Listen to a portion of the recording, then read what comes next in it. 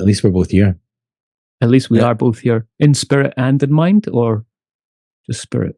Spirit and in mind. Yeah. But now all we need is our guest to join Who's us. our guest? Fuck yeah, we don't have a guest today. Let's go.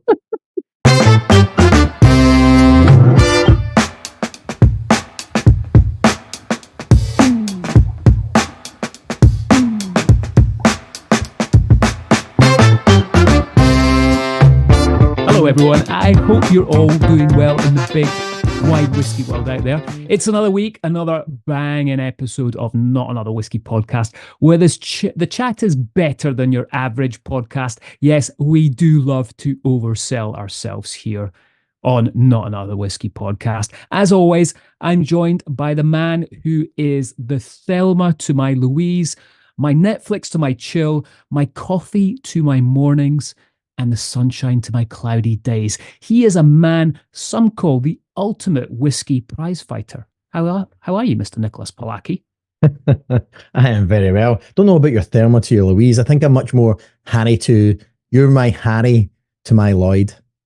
Dumb and Dumber. Right, that's probably a lot more accurate. Damn, I should have put that one in. You're my Harry to my Potter. You're the Harry to my Sally. How are things, brother? How are things? What have you been up to? Oh, mate, I don't know where to start. I really don't know where to start. It's just been fucking crazy. Absolutely crazy. Last couple of weeks. And, as we like to put this out, as people listening know, we like to put this out on a Sunday morning. We just haven't had 2 seconds until right now to record this. So as we record this, it's Monday afternoon, 4:00. But yeah, we'll get this out ASAP. But yeah, it's been crazy, mate. Well, let's start with you, because I've got a load to fucking catch up you on. Okay, fine. So I started last week. I broke a tooth. So that was fine. So I'm going to give a big shout out to Dr. Mario Agaliotis and his amazing assistant, Mario, and his amazing assistant, Heidi, who fixed this grill. Look at this. Look at those pearly whites. Look at that, mate. Nice. Polished and perfect. I walked in there going, 6 square sausages. Sort of is. And it was my 2 front teeth. Well, I want for Christmas, it's my 2 front teeth. So how did you do that? So... Get in a fight again? 2 things. No, I'm clenching my jaw, I think, when I sleep and grinding my teeth, which doesn't help. Just getting old and stressed. And I bite my nails because I'm old and stressed. And apparently biting your nails is like one of the worst things you can do for your teeth. Right? Didn't you? Yeah, apparently so, yeah. So what, you chipped both your teeth, or they just fall out? Was it like that episode of The Fly? No, it was just tiny little chips at the front, but I am that vain that I went back in to get the wonderful Dr. Mario to do his work. And dude, it's America you live in. You have to have pearly whites, right? You do have to have pearly whites. Part of the parcel. Exactly. So, yeah, exactly. It's why every dentist is a lake house and a private jet to get to work, right? No, but outside of my dental work, I had a pretty fun start to the week. As you know, Mitch, I live in New Jersey, and I am a big New Jersey Devils hockey fan. And when I can get to the games, I try to get to games. And my son, Julian, who's 8 now, absolutely adores the team. So one of these things that we were going to go to a game on Tuesday night, and one of the things that he wanted to do was make a sign. And he put like a week worth of effort into it. So we did a whole design sign and all the rest of it to shout out to his favorite player, Nico Hischier. So he had like Nico and number 13 for Nico Hischier on it. And we took it to the game. And as we were kind of cheering for the team, we got on the Jumbotron. So that was his goal. Julian was like, I'm going to build the best sign, because if we get the best sign, they'll put us on the big screen. I mean, these things are like, 100 feet, like they're absolutely enormous screens. Yeah. And so we ended up on the Jumbotron. And then at the end of the game, we get invited down onto the ice rink to walk on the ice as well, which was a nice little touch. Yeah, pretty cool. So love it. Did he love that? Was he in his elements? And he's just loving it. Like, he was just cool. Like, I mean, there's people there that have been like fans for the New Jersey Devils for like 30, 40 years, right? And never got to go down and walk on the ice. Yeah. And then whenever the Devils came, I think they're probably about 30 years since the Devils have played in New Jersey. They came in from another state. So it was good to get a team. It's the only sports team, Mitch, that play in New Jersey and call themselves New Jersey. Whereas the New York Giants play in New Jersey, but call themselves the New York Giants. The New York Jets, the NFL team, call themselves the New York Jets, but they play in New Jersey.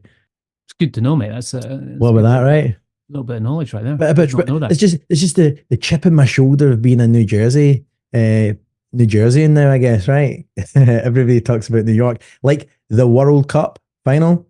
Couple of things, Mitch. The World Cup final is going to be played in New Jersey, but they're calling it New York. And even better than that, I've totally forgot about this. At the weekend, last weekend, we had an earthquake in New Jersey. The epicenter was 4 miles away from my door. My house was shaking for 30 seconds. It was a 4.8 magnitude earthquake. And then in the news, the governor of New York got on and said, yeah, west of New York, there was an earthquake. I was like, fuck you, it was New Jersey. West of New York. Just to be clear, the entire United States is west of New York. So for anybody that wants to get a map out, including the governor of New Jersey, the governor of New York. So in New Jersey, we get hit by a 4.8 earthquake. And then later that day, I was in the shower and we got another 4.0 earthquake for about 5-6 seconds. But like the whole house was shaking. It was pretty unsettling. Did you lose any whiskey? I did not, but I swear to God, a couple of bottles on the shelf behind me shuffled towards the front. I actually just noticed it because when I was out actually, it was last Friday, and when I came home, there was nothing spilled or cracked. So I was like, whew. But yeah, apparently a few bottles did shuffle to the front. So yeah, scary. Maybe it's about time I start packing a few of these away, to be fair. Yeah. Well, I mean, what have you got? Like, is it 2 deep or 3 deep with your shelves? It's 3 deep, but it's excessive. It's excessive. Drink a roll, mate. Drink a roll. You'll be fine. I need to get you back over here to make a dent. What about yourself? What have you been up to? Like, you've been busy as all hell. So tell all our listener out there what you've been up to. I think this might need another episode, mate. Yeah, where do I start? So it's been interesting because I've been doing, since we last did a catch up, which I think was 2 weeks ago. I've been doing a load of tastings, which has been really cool. It's been really interesting. So starting off, you'll like this one, Nicholas. So you're probably very well aware of Huntsman, the tailors, right? Yep. So for those out there that aren't up to speed with Huntsman, if you've seen a little movie called Kingsman, then you'll know where Huntsman was based out of. So basically, Kingsman was based on a tailor's. That tailor's was based on Huntsman in Savile Row. So I went down to London into their shop. We did an amazing tasting with House of Hazelwood and Amex for all their high-end clients. So above the actual shop, they've got this beautiful bar, like big space, set up a whole dining room table, 4-course dinner with 5 House of Hazelwood expressions. So, I mean, you know what House of Hazelwood is, Nicholas. I think you need to come over here because I've got quite a few samples now that you need to try. Nice. But House of Hazelwood relates to the Gordon side of the family with William Grant and Sons. And basically, we need to get Phil Keane on here to chat about it a little bit more as well. But basically, the family has been sitting on these excess of stocks for so long. They decided to do something with them, and House of Hazelwood is one-offs. So bottlings go up to 500 bottles maximum, all individually numbered, starting at 37 years old, going up to 58 years old. So, kind of cool to go and host a tasting with all that liquid and tell the incredible stories about that. Some really interesting people in the room as well, as you can imagine. So then I came back up to Scotland, did a wee tasting in the Balmoral Hotel. That was fun. And then I did another tasting just, where we on Monday right now? So just on Friday. It was called a Legends tasting. So I kind of snuck in there. No idea how I got on that bill.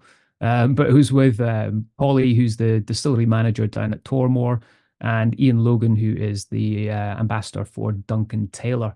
That was kind of fun. That was about 30 people. Got on my high horse a few times about a couple of things, couple of issues, but can do that now as I'm kind of independent. So that was nice. And then I had a big group in, so we were running about Speyside, and I went to Dunfale Distillery for the first time, which is Speyside's newest distillery. Tiny little craft distillery. These guys are producing 20,000 litres every year. So to put it into perspective, Glenlivet, Glenfiddich are doing that in a day. Essentially, they're doing that in a year up there. cool to see. I need to take you up here, Nicholas, because they've got their own floor maltings. So they're doing things very much like the old-fashioned way: floor maltings, direct fired stills, all that kind of good stuff. The only thing they're not doing is growing any barley on site up there. Have you seen Dunfell yet? You seen what's going on there? No, I have not. All Yeah. very exciting stuff by the sound of things. Yeah, kind of interesting as well because we reported on the news here about it's the same guys that own Bimber, and the guy that founded it went to jail recently. So they did kind of chat to me a little bit about that, which is but it's all good up there. It seems like they're running. They've got a new CEO. Was this a chat there. from Poland? Correct, yeah. Yeah, but didn't he? Is it like back for like murder? Well, I don't know if it went as far as murder, but it was definitely drugs and guns were involved. And Oof. that was in another life when he was over in Poland and then came over here, but then eventually everything caught up with him. So yeah, kind of crazy one. As it But, does. but he's done a beautiful job on that distillery. I mean, a lot of money's been spent on it, and it looks incredible. Wow. And then the big one, mate. The big one that I did this week Yep. was the global launch of Wildmoor Whisky, which I've also just announced that I've taken on a position as their global ambassador on a part-time basis and a consultancy basis. So just to be very clear, I have not gone all the way back to William Grant and Sons. This is very much a consultancy gig for me, but something that I'm super happy about doing. I mean, I'm this delighted for you. this brand, man, it's when it landed on my desk and they asked me about this, it just ticked so many boxes for me because it's a blended whiskey, but it very much talks about the outdoors aspect of Scotland, adventure. And, for those that know me well, you'll know that I love to be outdoors. I love adventure. And to add whiskey into the mix with this is very cool. So we are going to get Brian Kinsman on here. We've got him lined up to do a little chat about it at some point very soon. But mate, that launch was insane. I don't know if you saw the pictures that I posted about it. Yeah. I can't, I have to say, first and foremost, I can't think of a better person suited to start this with these guys. I think it's a perfect fit for you. And I'm delighted that you took the position. And the position obviously is downward dog. I think that was what you were saying, right? But joking aside, this is like, it looks killer. Like it looks brilliant. Brian, I'm excited to speak to Brian about it, but I think the two of you, like as a little tag team, will do really well. Look like you had an absolutely packed week. You've all the stuff that I was seeing on social media, and you just texted me when you could come up for air because we were obviously trying to plan just getting on and recording the show. But guys, this is what happens. Is that, like we are a little late this week for things just like this. Like we are busy little bees in the whiskey world, so we do our best to try and get a show out every week on time. Sometimes we're a day late, but that's okay, right? This is really exciting for me, so I'm excited to taste the liquid as well. So that'll be another 6 years before I get a sample from you. Well, you do have a care package coming over with a little bit of Wildmoor in there and some other Scottish goodies, but US Post, we'll see how long that takes to arrive. Yeah, we'll get Cliff Cleveland on it. Then Nami.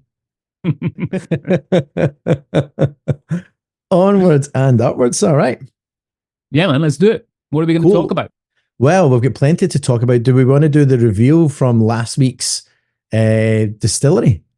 From 2 weeks ago. Yeah, go 2 weeks ago. Yeah, it was 2 weeks ago. So I think the clues were distillery was built it's been producing whiskey since 1949. Like most distilleries, it was mothballed in and out, changed hands, shut down in kind of 1995, and then 2003 it kind of was bought over and resumed production. And its source for water is the Danny Barn. Did you have a guess at it, Mitch? Did you get? Do you want to go through people that got it? Did anybody get it on social media? I don't check our social media, so I'm going to put my hands up and I'm going to say I forgot to put it on social media, so we didn't get that many. Cool. I think I had yeah. Well done, Mitch. Well done. Well, it was Tullibardine Distillery. You been there? Do you know I've driven past it so many times, but I've never been in. Yeah, White Mackay picked up, but then it was sold to Pickard, Vaughan, and Spirou. Easy for you to say. It's wine and spirit, mate, but it's in French. Mate, you've got the t-shirt on for that today too. I do. I've got the blue and white navy ahoy there. Stripy t-shirt on. Indeed. You look like a Jean-Paul Gaultier advert. Well, thanks for noticing. Uh, I have been hitting the gym rather hard, so I do appreciate that much. Thank you. Yeah, but Tullabarton, I don't know. It's a weird one, right? I've drunk it maybe once or twice. I'd say it's a whiskey that I know least about within the range of Scotch whiskies out there. Do you know what? For that kind of like middle ground Perthshire style whiskey, it's not my go to. I'll be candid. Mm. Um, it's good, but I think from a blend standpoint, I imagine they sell quite a bit of it out into to blends. But who knows? Maybe we Mm. need to do some digging. Maybe we need somebody to come on and widen our eyes to what the capabilities of such a distillery are. That would be I fun. don't think, do you know, I don't think I've ever met anyone who works for them. So there you go. If you listen to the show, you work for Tullabarton, give us a shout. Want Yep, to hear would love from to you. have you on. Yeah. Right. So here's my effort, right, for guessing the distillery today. And you know, we seem to be getting a little bit of grief about that this is too easy, Nicholas. So I've gone deep into the Especially when archives we here. don't post it. Well, yeah. Doesn't get Well, easier than that. yeah, yeah. But I've kind of I was reading a wee book the other day, and I decided to use this. So I was reading Alfred Barnard's book, The Whiskey Distilleries of the United Kingdom, which was written back in 1887. Yep. So it almost sounds as old as our chat. But I Fair. was reading this the other day, and I love the way he describes distilleries and the scenery around it. However, for some of his writing, it could be, let's say, misconstrued a little bit in today's, modern day language. I'm going to give you an example of this, All right? right. So this is an extract from the beginning of the book where Alfred is talking about how he had little knowledge of whiskey and distilling, but thought that the book needed to be written as no one had done it before, which I'm assuming he was right because 1887, that's I don't think there's anything so concise about whiskey distilleries that goes into that much details. Are you going So to do it in a anyway, voice? Can you do it in his voice? can I do it? Well, I didn't meet him, mate. So I'm old, but I'm not that old. I wouldn't fucking idea what he Wow. sounded like. All right, let's go. What did he say? So this is what he says, right? He says, "I cannot refrain from expressing my delight with which I look back upon my visits and associations with the distillers themselves, as apart from being extremely pleasurable intercourse with them." So I'm kind of reading this and I'm like, Wow. hey, yeah. I mean, yeah, Alfred, I love you, man, but phrasing, dude, phrasing. So, I mean, let's chat about this book, Nicholas. Have you spent any time intercoursing with this book at all? No, I have not, but I do remember about the first time you told me you penetrated your first whiskey. So wasn't that a 69 Ben Swallows? Oh, come on. Edit number 2. Number two. Oh man, that's but hey, it just goes to but show, right? but no, I mean, it is a great book, and no one had really done that at the time. So Alfred, sorry for taking the piss out of you a little bit there, but I mean, come on, intercoursing with distillers. Well, I remember reading, I think it was a woman it was an old TV show about, and she was talking about, it's probably like in the 1960s, and she was saying she was addicted to chocolate. And she said, I don't like the term chocoholic because people like associate that almost with like alcoholic. So she's like, I'd much rather be called a chocophile. I'm like, well, Oh no, that didn't age no, well.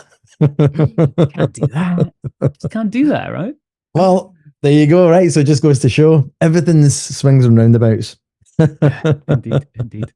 Right. So anyway, so what I've done is I've kind of looked at an old distillery that Alfred mentioned in his book here, and I've literally taken, apart from one clue, I've taken all the clues from him.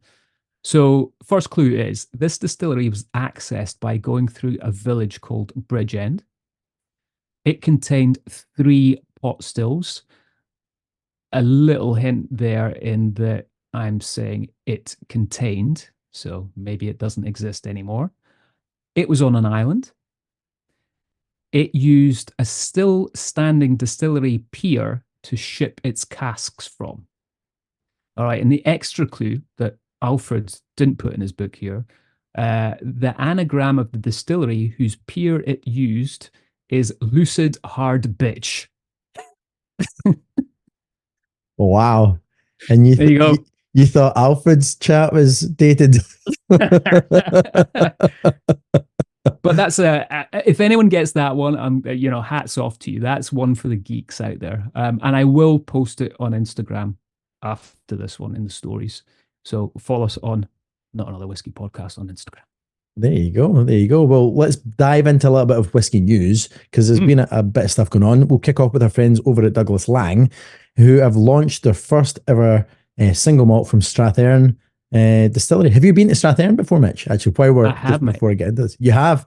Yeah, and thoughts on this? Myself and our good friend Mr. Ian Miller popped in there. I want to say it was like December last year or something like that. We did a run around on some distilleries with the guys from Shetland Distillery. We went into Strathearn. It is tiny, mate. It is so small. Super cool though, right? No spirit safe. Literally everything just runs into a bucket. It's insane. Well, it was built in 2013 as kind of like a craft distillery. And then in 2019, it was acquired by Douglas Lang and Co. And Cara Lang, who's our managing director, basically was like, it was almost like fate. Like it just landed in their lap a little bit. It was the right time.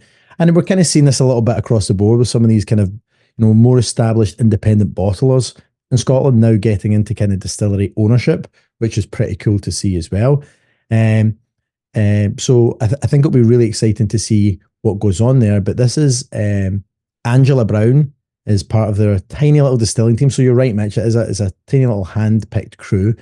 So she arrived at Strathearn to kind of take over putting this together, and she's the lead distiller. And she actually took us round. Really?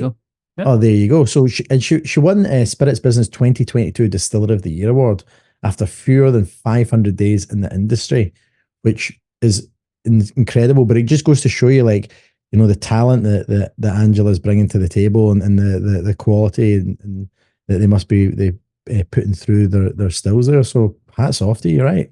Pretty good. Beautiful looking bottle as well. And it is a beautiful looking bottle. Yeah, it is. So it's a marriage of different ages, containing whiskey from 6 to 8 years old, matured in a mix of ex-bourbon, new oak, and sherry casks. And it's described as big, wholesome, hearty, robust whiskey, which is also how she doesn't say that anything's been penetrated or anything that was intercoursed with, but apparently it's still big, wholesome, hearty, and robust. So I'm actually really excited about this. Mitch, I'm sure you've already got your case in hand, but only 1,700 6-bottle cases were released of this inaugural whiskey. Really, congratulations to the team there. It retails at £85 a bottle. Should be available from the 15th of April. So not to date this show, but that is exactly today. So if you're listening today, it's the 15th of April. And yeah, it's available in specialist retailers in the UK and Europe, including Masters of Malt and the Whisky Exchange. And we'll be launching in Asia and North America in May. So massive thanks to the team at Douglas Lang for inviting me to your USA launch. I can't wait to come along. It's 50% ABV, natural colour, and non-chill filtered as well. So that's other little bits of detail you need to know about that amazing brand. But congratulations to Douglas Lang. I'm going to put my hands up here, mate. You're going to hate me for this, but they did actually invite me to the launch of it last week. Yeah, of course. Good. I couldn't do it. So I do have a sample coming. Good. Well, honestly, like, to the team there, don't forget I'm out here. I'm happy to come along. I'm the Tweedledum to the Tweedledummer. But I'll crack it for the next episode, and I'll give it a taste, and we'll chat about it then. Well, let's see. I mean, it's only a month. April, they launch next month out here in the States. So let's speak to the team at Douglas Lang, see if I can get a wee dram, and we'll do a wee tasting together. There you go. Moving on to other news. Congratulations to Becky Paskin and our Whisky Foundation. We reported on the Demeter collection, which was an auction of one bottlings that was done specifically for the Whisky Foundation that will go to this amazing charity. And out of the 19 lots, just shy of £50,000 was raised. So unbelievable result for what's going on there. And as someone who is a mentor within our Whisky Foundation, it makes me very happy to see that amount of money was raised, because it means that this mentoring program that they run will continue to run. So much needed support with regards to that. And Becky said, we're blown away by the fantastic amount raised for the inaugural Demeter collection. Our Whisky Foundation provides much needed support and guidance for women in whisky, as well as the wider industry. But we are in desperate need of funding if we are to continue providing our services. So, well done to them. Well done to Whisky Auctioneer for getting behind this as well. And the top bid, by the way, for a bottle within that collection was a 44-year-old Dalmore. And that sold for £12,500. Nice. Or 15,000 US dollars in your funny money, like Nicholas. There we go. Good to hear. Yeah, that's great news. Yeah, great news. Keep driving those prices up, guys. I'm sitting in a 40-year-old Dalmore I'm trying to get rid of. I'm only joking. All good. It did survive the earthquake, but I do have a 40-year-old bottle of Astrum back there. Maybe it will be donated for a similarly good cause down the line. But this is really exciting news. This is shows the best of our industry, right? When people come together and can create stuff that's for a much greater cause than just sitting down and having a dram. So congratulations to Becky and the rest of the team there. Well done. And yourself included, Mitch, for being part of that program. It's super cool. On other news, the Lakes Distillery down in the Lake District, has been acquired by English wine producer Nightimber in a deal that values the whiskey making team there at £71 million or 89 million US dollars. So this is for those of you that know, the Cumbria-based Lakes Distillery, where they make English whiskey, gin, vodka, got in a cash offer, and obviously offer too good to refuse. So that's pretty exciting stuff. James Pennyfather, the CEO of the Lakes Distillery, said that this plan entails an additional funding requirement of 10 million over the next 3 years to provide the necessary growth capital to increase production capacity, to further invest in laying down maturing spirit stocks, and to grow the brand's footprint in 4 international markets. So again, great news for the Lakes Distillery. This beautiful little distillery is right down in the Lake District National Park. It started and formed in 2011, and its operations kicked off in 2014. So really cool stuff. Again, just to see the investment into this distillery to allow them to kind of branch out and expand internationally. Yeah, it's cool to see. And our good friend Deval Gandhi, who's on the show, used to be very involved in the Lakes Distillery, obviously. And we have another connection there with James Pennyfather, the CEO, who we used to work with back in our William Grant & Sons days. Indeed. Super cool, right? So congrats to the team there. That's really, really exciting. So one of the things that we mentioned already, this is other big news that came out this week, just this time last week, was the launch of Wildmoor, which I chatted about already. So we talked about the launch there and kind of what it's done. But what is Wildmoor? So it's a blended whiskey from William Grant & Sons. The youngest is 23 years old. So incredible whiskey that Brian Kinsman has put together. And, when I started tasting this, I thought the mouthfeel that you get from this whiskey is unbelievable, because Brian's been using quite a lot of Oloroso sherry casks in here. He's been using some virgin oak in here as well. There's a little bit of a peated Highland whiskey, so you get a nice smoke coming through. But I've chatted about this already, so I'm not going to talk about it too much. And we are going to get Brian on the show to chat about it a bit more. But yeah, prices for this start at £185 for the Dark Moorland 23-year-old. Then there is the Rugged Coast at 30 years old, which goes up to £550. And then the Black Mountain 40-year-old, which is up there at £960. And obviously I was drinking quite a lot of that last week, which was nice. Very, very cool. Well, on to our last story for this week. Charlie McLean, good friend of the show, and soon to be on the show with his son Lachlan, have released their inaugural whiskey for the charity. So the McLean Foundation has released their first ever bottling. This is a charity that was set up by whiskey writer Charlie McLean, obviously, MBE, and his 3 sons, Ewan, Jamie, and Lachlan McLean. And basically it was created to raise money for clean water projects. The initial bottling is a 6-year-old from Ardnamurchan it's only 243 bottles have been created, and with the proceeds from sales going to the clean water projects in Madagascar. For each bottle of the whiskey sold, at least one person will have clean water for life. So that is a massive. Like, think about it that way: 243 people that did not have clean water are going to get water for life. That's an amazing accomplishment. And this is just the beginning of a long-term partnership with the Scotch whisky industry to donate casks, to turn donated casks, into clean water. So it's a really, really great example of another, big voice in the industry stepping up and doing something much bigger than himself. So this Ardnamurchan 6-year-old sits at 58.6% ABV and has been aged since 2017 in American oak first fill barrels. It is also priced at £115 or $145 and is exclusively available from the Royal Mile Whiskies website, limited to one purchase per person. So again, allowing to spread a little bit of the love out there. But this is pretty cool stuff. And the team, obviously, the whiskey making team and managing director Ardnamurchan were involved in helping put this cask into the charity and allowing them to put this bottle in together. And it's just I think it's a really cool piece of kit. And these guys have done, like, Charlie's Sons have done an amazing amount of work to raise money on this already. So as an example for Clean Water for Life, Charlie's Sons, they're record-breaking rowers, and they spent 35 days at sea for the 2020 Atlantic Row and raised £205,000 for charity. Again, becoming the first three brothers to row any ocean, as well as the fastest and youngest to do so. So I can't wait to get these guys on the show, and we've already got them lined up. Correct, Mitch? We have got a date in the diary to chat to Charlie and Lachlan. But going back to that bottle, mate, that's really cool. I was hanging out with Charlie at his place in Edinburgh, and Lachlan was there as well. And they gave me a sneak peek at this bottle.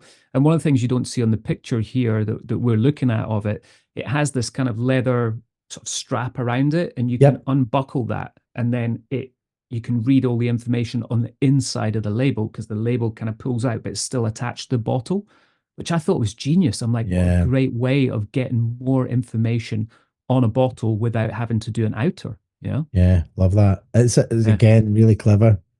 Funny, we're looking at stuff like that at the moment. It's funny that came up. So good. I always like to see what other people are doing in the packaging world. But yeah, very, very cool. Very cool indeed. And that is us for this show, Mitch. That is us done, mate. I mean, hey, Nicholas, listen to this, man. I went to the zoo the other day, just with all the busy stuff that I was doing. I managed to get a zoo visit in there, and I saw a baguette in a cage.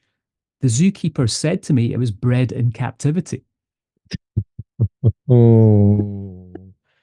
Right, okay. Like, I had to talk that. Right, yeah, here's one for you. My son just threw a milk carton at me. How dare he?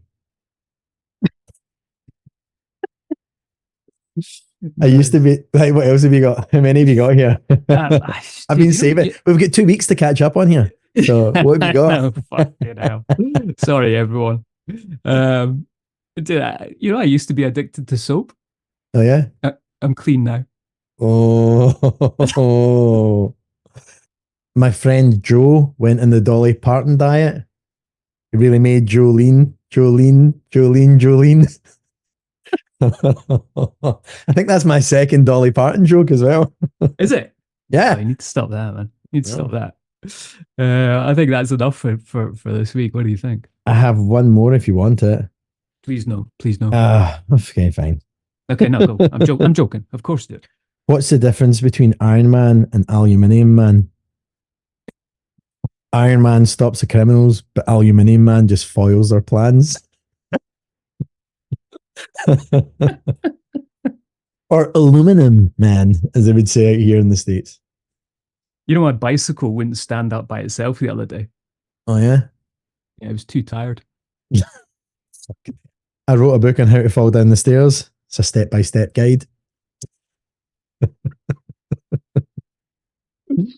Brilliant. Well, on that note, we're going to love you guys, because probably everyone's like stopped this podcast already after the second joke, right? Probably. That's fine. Good way to say it, right? Thank you so much for listening to us. Hopefully you enjoyed that episode. We are going to be back next week, hopefully on time. We can't promise anything though. We're gonna be jumping into this Wildmoor thing a little bit more with our good friend Brian Kinsman, talking about all that, getting all that out in the open, and hopefully, Nicholas, your sample will have arrived as well, so we can actually talk about the liquid and see what you think about it. That'd be super cool. Looking forward to that. And then we have Charlie and Lachlan coming on as well. So we've got some massive episodes lined up. Wherever you're listening to us, please be sure to subscribe and follow us. It makes a huge difference. Tell all your friends about us. And spread a bit of love. Thanks for tuning in, and we shall see you next week. Thanks, guys. See you soon.